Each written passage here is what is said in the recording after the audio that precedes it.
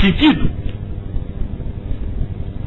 Sabrininha coloca: estudai todos os vícios e vereis que no fundo de todos há egoísmo. É de Kardec. O egoísmo é o individualismo. Na hora que você deixar de pensar primeiro em você e começar a pensar nos outros antes de você, aí você vai acabar com todo egoísmo, com todo individualismo. Olha, nós estudou antes as cartas de Paulo, e Paulo diz que você tem que servir ao próximo.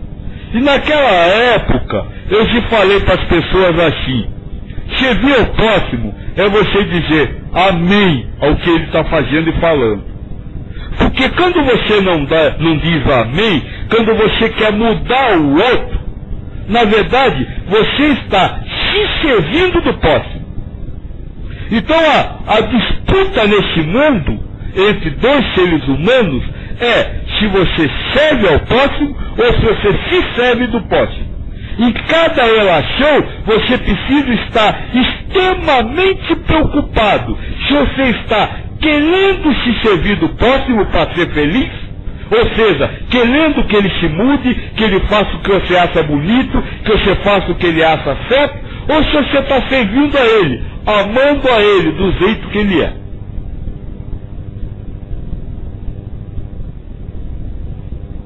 É assim que, concorrendo para a obra geral, ele próprio se adianta. Então veja, sabe aquele moço que passou a perna em você? Ele se adiantou para passar a perna em você. É assim que, concorrendo para a obra geral, ele se adianta. Filha. Quando você exerce um papel, você se adianta. Mesmo que você caia no momento seguinte, porque você gostou, tirou o prazer de ter feito aquilo. Aí você caiu no momento seguinte. Mas naquele momento, você ajudou a Deus a fazer sua obra. Como instrumento dele. Como instrumento dele. E aí você se adiantou. Aí você diz: olha só, tá vendo? Eu passei a perna nela. Aí você caiu. Aí no outro momento uma outra coisa. No outro momento uma outra coisa. Então aquele que você disse que é culpado, se adiantou por fazer o que você chama de culpa. Se elevou. Na verdade ele se adiantou por ter sido instrumento de Deus. Isso. Agora, dependendo do sentimento que ele teve para ser instrumento de Deus, aí é o momento seguinte. É o momento seguinte, pode cair de novo. É porque eu não quero entrar na história ainda da programação da vida, né? Porque nós só vai ver lá mais para frente. Mas quando você passou por aquilo, você aceitou aquele karma. É por isso que se adiantou.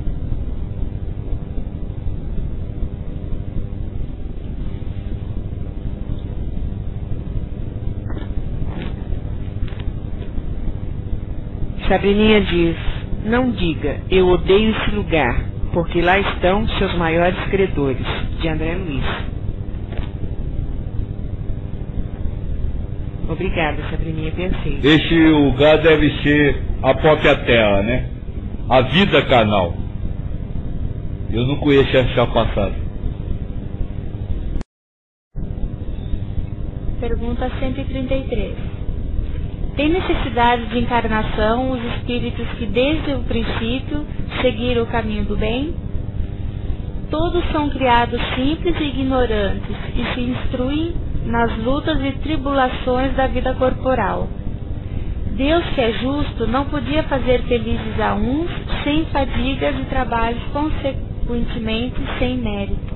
Então veja, não existe espírito que nunca encarnou. Todos os espíritos sempre encarnaram. Agora, alguns encarnaram muitas vezes, outros poucas. Por quê? Porque alguns aproveitaram mais rapidamente as oportunidades e outros não. Mas todos tiveram que passar pelas mesmas provas. E isso foi o que eu te disse ontem.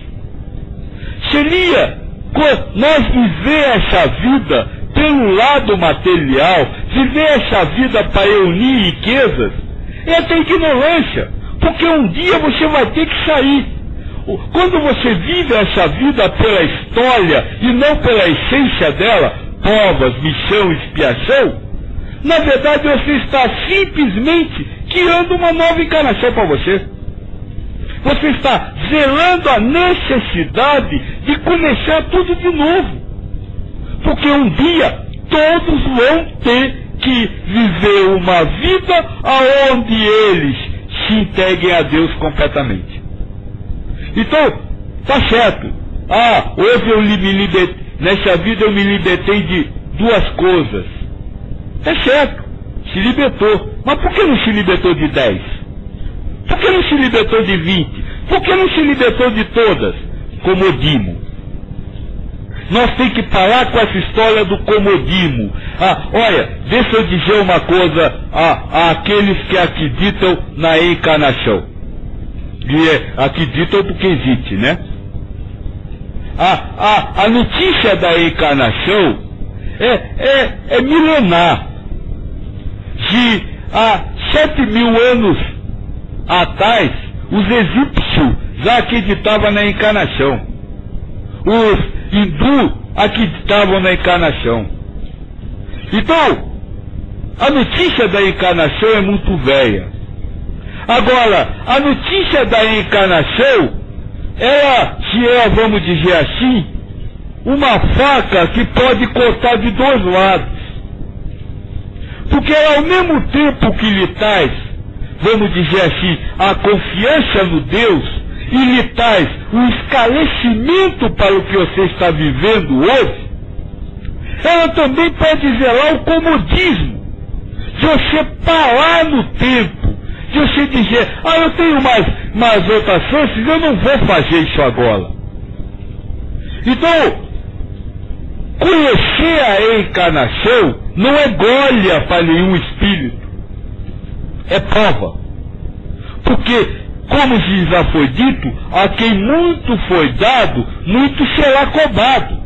Então, se você conhece a encarnação, você conhece e sabe que o que você está vivendo hoje é o que você plantou ontem.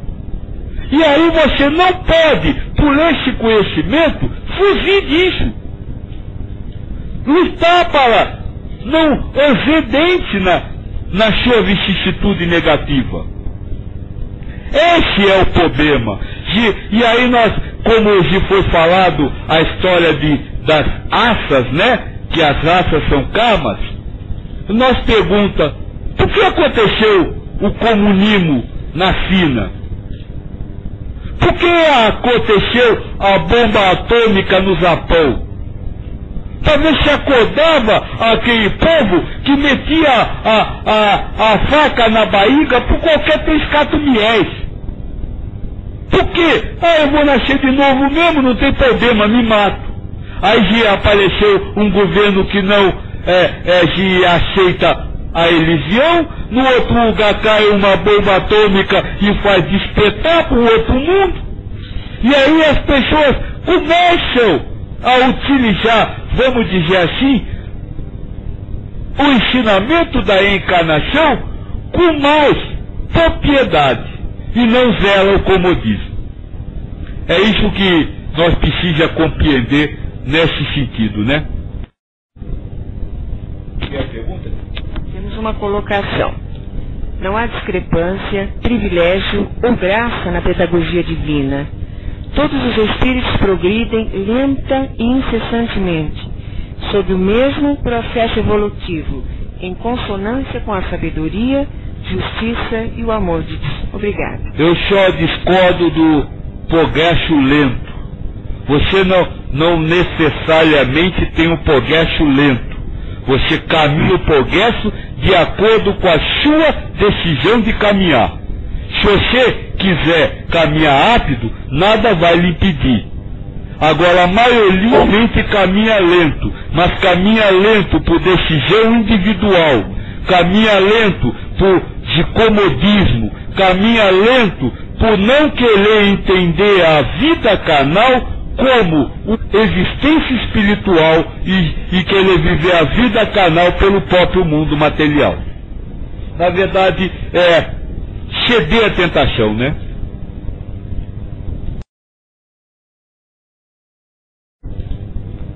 Letra A da pergunta 133. Mas então, de que serve os espíritos terem seguido o caminho do bem, se isso não os isenta dos sofrimentos da corporal? Chegam mais depressa ao fim. Demais, as aflições da vida são muitas vezes a consequência da imperfeição do espírito. Quanto menos imperfeições, tanto menos tormentos. Aqui não é invejoso, nem ciumento, nem nem ambicioso, não sofrerá as torturas que se originam desses efeitos. Então vamos primeiro entender, porque aí tem duas respostas, né? Lê a primeira parte, pá. Chegam mais depressa ao fim. Então